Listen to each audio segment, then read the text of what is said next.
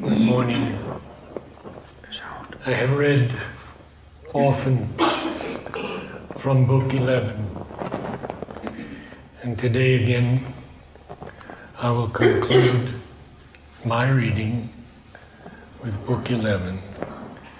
But before I begin, I want to ask each of you to do something for me and for yourselves. Find one line in Savitri that really moves your soul, any line at all. Take that as your mantra, and for at least a week or two, recite it every day, 3, 4, 5, 10 times, when you wake up, before your meal, when you go to sleep, in the afternoon, before you rest. Read that line. There are so many single lines of such great beauty and mantric power that if you do this, it will become your mantra. And from that, in the future, another line will come, and another line will come, and another line will come, and suddenly everything opens up.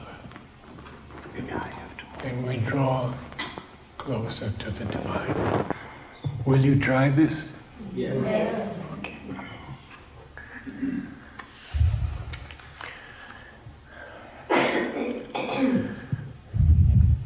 It has happened with me throughout these 56 years of reading Savitri that I've had the opportunity in Narad's evening classes, when he asked me, he said, "Tonight I want you to read Savitri." And it was such an honor to be in that atmosphere because people joined him every week. And I've had the honor to read Savitri for 10 years in Aurobindo. Mother gave me her blessings to be the first one to read Savitri. And I read at the center called Peace, and I read in the Matrimandir Gardens nursery for 10 years. So Savitri, as Alok Bhai said, becomes our path. Book 11, the Book of Everlasting Day, the soul's choice and the supreme consummation. For in the march of all fulfilling time, the hour must come of the Transcendent's will. All turns and winds towards his predestined ends in nature's fixed, inevitable course, decreed since the beginning of the worlds in the deep essence of created things. Even there shall come as a high crown of all the end of death, the death of ignorance.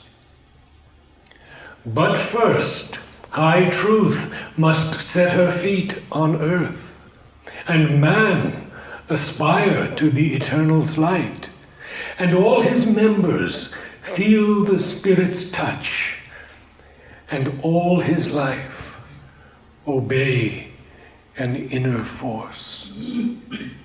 This too shall be, for a new life shall come, a body of the superconscious truth, a native field of supernature's mights, It shall make earth's nescient ground truth's colony.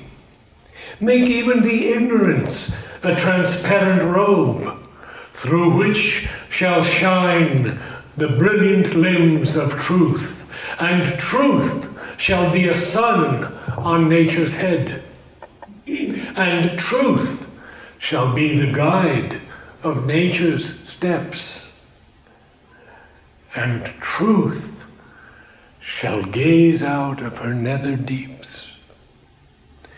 When Superman is born as nature's king, his presence shall transfigure matter's world. He shall light up truth's fire in nature's night. He shall lay upon the earth truth's greater law. Man, too, shall turn towards the Spirit's call. Awake to his hidden possibility. Awake to all that slept within his heart, and all that nature meant when earth was formed, and the Spirit made this ignorant world his home. He shall aspire to truth and God and bliss. Interpreter of a diviner law, and instrument of a supreme design, the higher kind shall lean to lift up man. Man shall desire to climb to his own heights. The truth above shall wake a nether truth, even the dumb earth become a sentient force. The Spirit's tops and nature's base shall draw near to the secret of their separate truth and know each other as one deity. The Spirit shall look out through matter's gaze, and matter shall reveal the Spirit's face.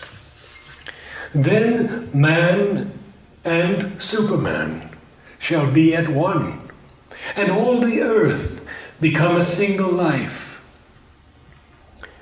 Even the multitude shall hear the voice, and turn to commune with the Spirit within, and strive to obey the high spiritual law. This earth shall stir with impulses sublime, humanity awake to deepest self, nature, the hidden Godhead, recognize. Even the many shall some answer make, and bear the splendor of the divine's rush and his impetuous knock at unseen doors. A heavenlier passion shall upheave men's lives. Their mind shall share in the ineffable gleam. Their heart shall feel the ecstasy and the fire. Earth's bodies shall be conscious of a soul.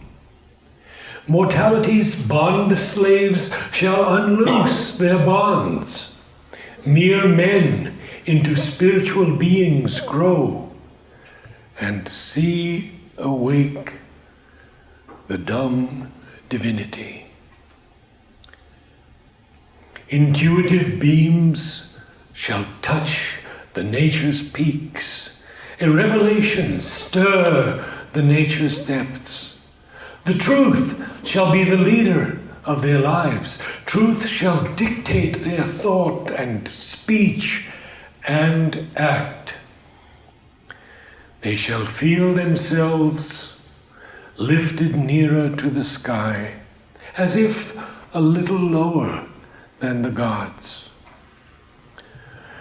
For knowledge shall pour down in radiant streams, and even darkened mind quiver with new life, and kindle and burn with the ideal's fire, and turn to escape from mortal ignorance. The frontiers of the ignorance shall recede.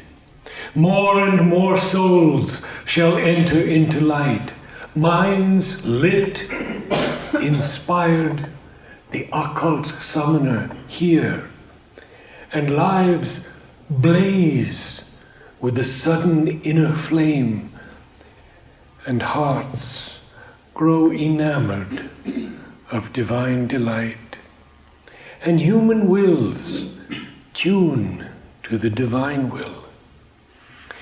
These separate selves, the Spirit's oneness, feel. These senses of heavenly sense grow capable.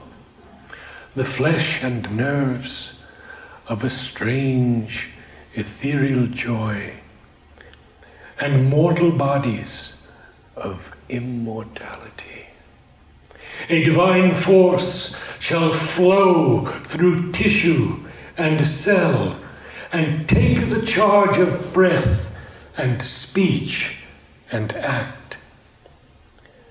And all the thoughts shall be a glow of suns, and every feeling a celestial thrill. Often a lustrous inner dawn shall come, lighting the chambers of the slumbering mind. A sudden bliss shall run through every limb, and nature with a mightier presence fill. Thus shall the earth open to divinity, and common natures feel the wide uplift, illumine common acts with the Spirit's ray, and meet the deity in common things. Nature shall live to manifest secret God. The Spirit shall take up the human play. This earthly life become the life divine.